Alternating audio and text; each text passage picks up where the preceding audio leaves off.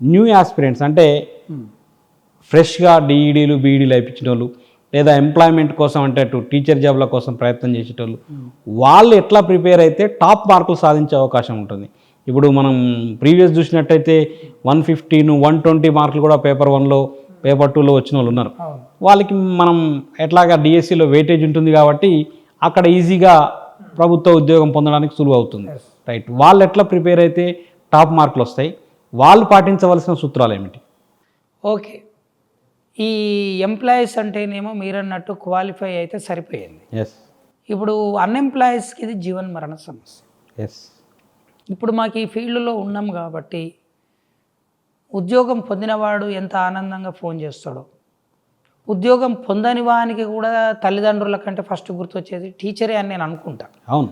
వాళ్ళు ఫోన్ చేసి, సార్ మీరు చెప్పినప్పుడు మేము వినమైతే ఈ ఏరియాలో మేము గింత పర్సంటేజ్ తోటి పోయినాం సార్ అంటాడు. ఇప్పుడు డిఎస్సిలో 72.13 తోటి ఉద్యోగం పొందిన మహబూబ్ నగర్ విద్యార్థి ఓకే అదే బజారు అదే కాలనీలో 72 మార్కులతోటి ఉద్యోగం కోల్పోయాడు. The decimal value of 0.133 is decided is success or failure. The value of decimal value 0.13 is the score of TET. Okay. TET the each question is carrying 0.13 approximately like that. ఆ ఏరియాల నుంచి question వస్తుంది. అంటే ఒక mark డిఎస్సిలో కొద్దిమంది ఏమనుకుంటారంటే టెట్టుది కాదు కానీ డిఎస్సిలో చూపిద్దామన్న ప్రతాపం అనుకుంటాడు. ఎందుకంటే టెట్టులో నాకు వచ్చే కాడికి వచ్చినాయి, ఇప్పుడు 100 వచ్చినాయి సరిపోతుంది, డిఎస్సిలో నాది ఏందో చూపిద్దాం అనుకుంటాడు. డిఎస్సిలో ఉన్న విలువ డిఎస్సిలో. ఇప్పుడు మీ అదే కాలనీలో 60 మార్కులు 65 మార్కులు లేదా 60 మార్కులు వచ్చిన వ్యక్తి డిఎస్సి, ఇతనికి కూడా 60 మార్కులే వచ్చినాయి. మరి పోయినది ఎక్కడ పడ్డది మీకు మార్క్ అంటే ఆ వెయిటేజ్లో పోయింది.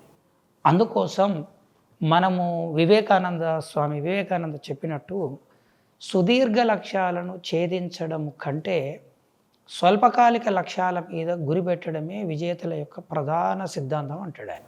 ఓకే. ఆయన అందుకే దార్శనికుడు అయ్యాడు. అంటే ప్రతి వ్యక్తికి సుదీర్ఘ లక్ష్యం ఉంటుంది, కానీ ఇప్పుడు నెక్స్ట్ సెకండ్ ఏం చేయాలి. విజేతలందరిది అదే ఫార్ములా. రేపటిది ఏంది మనం అందరం. ఇప్పుడు నేనున్నాను ఫర్ ఎగ్జాంపుల్, మార్నింగ్ పడుకొని ఈరోజు నా టైం టేబుల్ ఏందని మార్నింగ్ లేవడంతో నాకు ఆలోచనలు వస్తుంటుంటాయి. ఆ డిసిప్లిన్ ఫార్మాలిటీస్ నా బ్రెయిన్కి అలవాటు అయ్యింది. అంతే. నైట్ పడుకుంటప్పుడు ఈరోజు ఏం సక్సెస్ చేసినాం ఏం మిగిలాం అనేది అలవాటు అయ్యింది. ఇది మన థాట్ ప్రాసెస్లో భాగం కావాలి. అట్లనే ఇప్పుడు టెట్ ప్రిపేర్ అయ్యే వాళ్ళు కూడా ఎప్పుడో డిఎస్సి ఉందనేది కాకుండా మన ఉద్దేశం ఏంటంటే ఈ టెట్లో హైయెస్ట్ స్కోరును లక్ రావాలి.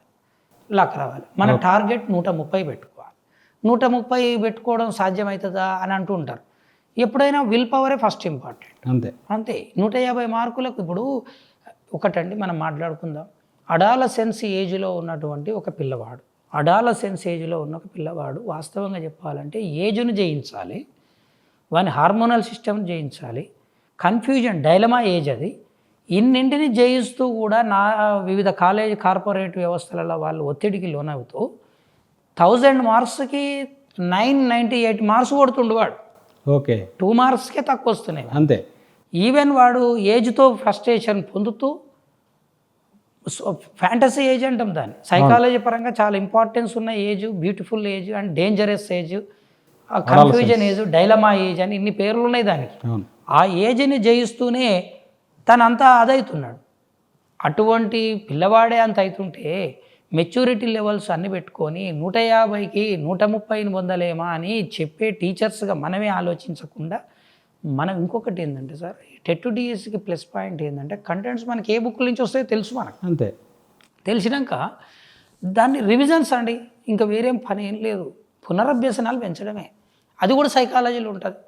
పొదుపు పద్ధతి అంటే ఏంటంటే అసలు ప్రయత్నాలు మైనస్ పునరభ్యసన ప్రయత్నాలు బై అసలు ప్రయత్నాలు ఇంటూ 100. ఓకే. అంతే. ఒక మేస్త్రి పని చేసేవాడు కూడా ఫస్ట్ రోజే మన ఫీల్డ్ లెవెల్లో మాట్లాడుకుంటే సుతారు పని చేసేవానికి కూడా తాపి పట్టుకోవడం ఫస్ట్ టైం రాదు. 5 సార్లు చేసినాక వాడు ఎక్స్పర్ట్ అవుతాడు. ఓకే. చదువు కూడా అంతే. పునరభ్యసనాలను అనేది పెంచుకుంటూ పోవాలి. ఎన్నిసార్లు చదువు కొత్త వాళ్ళు ఉన్నారనుకోండి కొద్దిగా కష్టము. ఎందుకంటే పునరభ్యసనాల సమయం లేదు. అట్లని వదిలేయకుండా సీరియస్నెస్ పెంచుకుంటే ఖచ్చితంగా వస్తాయి. 120 స్కోర్ అయితే కొట్టాలి, కొడితేనే ఫీల్డ్లో ఉన్నట్టు. అంతే. మరి చెప్పేది రివిజన్స్, ఎన్నిసార్లు రివిజన్ చేస్తే అన్ని మంచి మార్కులు వచ్చే అవకాశం ఉంటుంది, సక్సెస్ రేట్ ఎక్కువగా ఉంటుంది. అయితే ఇప్పుడు మనం సరే మీరు ఇంత సుదీర్ఘంగా ఇటు ఇన్ సర్వీస్ టీచర్లకి ఇటు అన్ఎంప్లాయీస్కి ప్రిపరేషన్ విధానాన్ని వివరించడం జరిగింది. అయితే ఇప్పుడు మనకున్న టైము జస్ట్ 40 days. అవును. ఈ 40 daysలో కొత్తగా అంటే ఇప్పుడే పుస్తకాలు తెరిచేటోళ్ళు ఉంటారు, ఆల్రెడీ సబ్జెక్ట్ని ఒకసారి 2 సార్లు చదివిన వాళ్ళు ఉంటారు. ఓకే. ఈ 2 కేటగిరీలలో Yes. మనకు ఈ రివిజన్కి ఎన్ని రోజుల ముందు టైం వదిలిపెట్టి మిగతా సబ్జెక్ట్ ఓరియంటెడ్ చదవాలి. ఇప్పుడు ఆ ఎగ్జామ్ హాల్ ఎక్స్పీరియన్స్ ఎట్లా ఉంటే మంచి మార్కులు సాధించవచ్చు? ఈ సమయంలో కొత్త వాళ్ళు ప్రిపేర్ అయ్యే సందర్భం ఉంటే మాత్రం నా సిన్సియర్ అడ్వైజ్ ఏంటంటే ఫస్ట్ జనరల్ సబ్జెక్టులనే కంప్లీట్ చేసుకోమని చెప్తున్నాను నేను. ఓకే. అది కొత్త సబ్జెక్టును అంటే వెరీ కొత్త వాళ్ళు, ఓకే. ఇప్పుడు ఇన్ సర్వీస్ టీచర్స్ కావచ్చు, కొత్త వాళ్ళు కావచ్చు. ఓకే. ఎగ్జాంపుల్ తీసుకుందాం, బయో సైన్స్ వాళ్ళే ఉన్నారు. ఇప్పుడు ఫిజికల్ సైన్స్ థియరీస్, బాయిల్లా, పాస్కల్ నియమాలు, మ్యాథ్స్ల ట్రిగనమెట్రీ సూత్రాలు, భజనీయత సూత్రాలు నువ్వు చదివితే ఉన్న పుణ్యకాలం అయిపోతుంది. నా అడ్వైజ్ ఒక టీచర్గా చెప్పొద్దు, కానీ నువ్వు పక్కకి వేయడం బెస్ట్. ఓకే. పక్కకి వేసేసి నీ బయాలజీ టాపిక్ ఏదో దాన్ని అద్భుతంగా చదువుకొని దెన్ ఆఫ్టర్ 3 జనరల్ సబ్జెక్టులను అవపాసన మామూలుగా కాదు దీక్షతోటి పట్టుకొని చదివితే సైకాలజీ చదవడానికి ఒక 1 week, తెలుగుకు ఒక 5 రోజులు, ఇంగ్లీష్కి ఒక 5 రోజులు, 17 రోజులు లేదా 20 రోజులు అనుకోండి అటు ఇటుగా. ఇవి 10 అవి 7, 17 రోజుల్లో, అంతే కదా సార్? అంతే. ఈ 17 రోజుల లోపల నీకు ఒకసారి అయిపోతుంది. ఓకే. లేదా 20 రోజులు అనుకోండి, మిగిలిన 20 రోజుల్లో 4 times రివిజన్ చేయొచ్చు. ఫస్ట్ టైమే కష్టమవుతుంది ఎప్పుడైనా. అంతే. అంతే. మిగిలినవి రివిజన్స్లో తక్కువ టైం పడుతుంది, టైం తగ్గిపోతుంది. ఆ తర్వాత రోజు ఉదయం సాయంత్రం చదవడంలో టెక్నిక్ ఏంటంటే అలసిపోయినప్పుడు మైండ్ తన పనితీరు తగ్గించుకున్నప్పుడు ఇప్పుడు కారు నడుపుతప్పుడు, బైక్ నడుపుతప్పుడు గేర్ దాని లెవెల్కి వచ్చినప్పుడు ఎట్లా గేర్ మారుస్తాము, నైట్ నిద్రించే సమయం వచ్చినప్పుడు ఎప్పుడైతే ఉందో బిట్స్ ప్రాక్టీస్ చేయడం బెస్ట్. ఓకే. ఉదయం మైండ్ మంచిగా ఉన్నప్పుడు హార్డ్ టాపిక్ చదవడం మంచిది. ఆ విధంగా వాళ్ళు ప్రయత్నం చేసుకుంటే పునరభ్యసనాలను పెంచుకోవచ్చు. 100 మార్కుల ప్రిపరేషన్కి పనికి వస్తుంది అనమాట నేను అన్నది. అంటే ఇప్పుడు 150 మార్కుల్లో ఓ 50 మార్కులు పక్కకు పెట్టి 100 మార్కుల ప్రిపరేషన్కు పటిష్టంగా అవుతారు కాబట్టి క్వాలిఫై అవుతారు. ఓకే. ఎట్లాగ మనకు దీంట్లో నెగిటివ్ మార్క్స్ అనేవి లేవు కాబట్టి. రైట్. సరే, మీరు చెప్పినట్టు ఈ ప్రాక్టీస్ అంటే ప్రీవియస్ ఇయర్స్ క్వశ్చన్స్ కానీ, మోడల్ పేపర్స్ కానీ, ఇవి మన సక్సెస్కి ఎంత స్కోప్ ఇచ్చే అవకాశం ఉంటుంది? ఇప్పుడు మనం చదవటం ఒక ఎత్తు అయితే వాటిని ప్రాక్టీస్ చేయటం సేమ్ టైం ఇవ్వాల్సి వస్తుంది. కాబట్టి అది ఎట్లా ఫాలో కామంటున్నారు? వాటికి ప్రిస్క్రైబ్డ్ మొత్తం కంప్లీట్ అయిపోయిన తర్వాత ప్రాక్టీస్ చేయమంటున్నారా? ఆ సబ్జెక్ట్ వరకు అయింది, ఆ సబ్జెక్ట్ వరకు ఎట్లయితే బాగుంటుంది? ఒకటి, మీకు ఈ యొక్క యూట్యూబ్ ముఖత నక్షత్ర సక్సెస్ అకాడమీ తరపు నుంచి మరి రెడ్డి గారు మీకు అందిస్తున్నటువంటి విలువైన గైడెన్స్ ఏదైతుందో దాని తరపు నుంచి మీకు అందిస్తున్న ఒక ముఖ్యమైన సూచన, తెలుగు ఇంగ్లీష్కి సంబంధించినటువంటిది ఏదైతే మీరు కంటెంట్ ప్రిపేర్ అవుతున్నారో 99% మీరు టెక్స్ట్ బుక్ బ్యాక్ సైడ్ ఉన్న ఎక్సర్సైజ్కి వెళ్ళండి. ఓకే. జనరల్ సబ్జెక్టులో ఈ లాజిక్ చాలామంది తెలియక ఎక్కడెక్కడో ప్రైవేట్ పబ్లికేషన్స్ అని వెతుకుతూ ఉంటుంటారు. I'm giving the perfect guidance to you.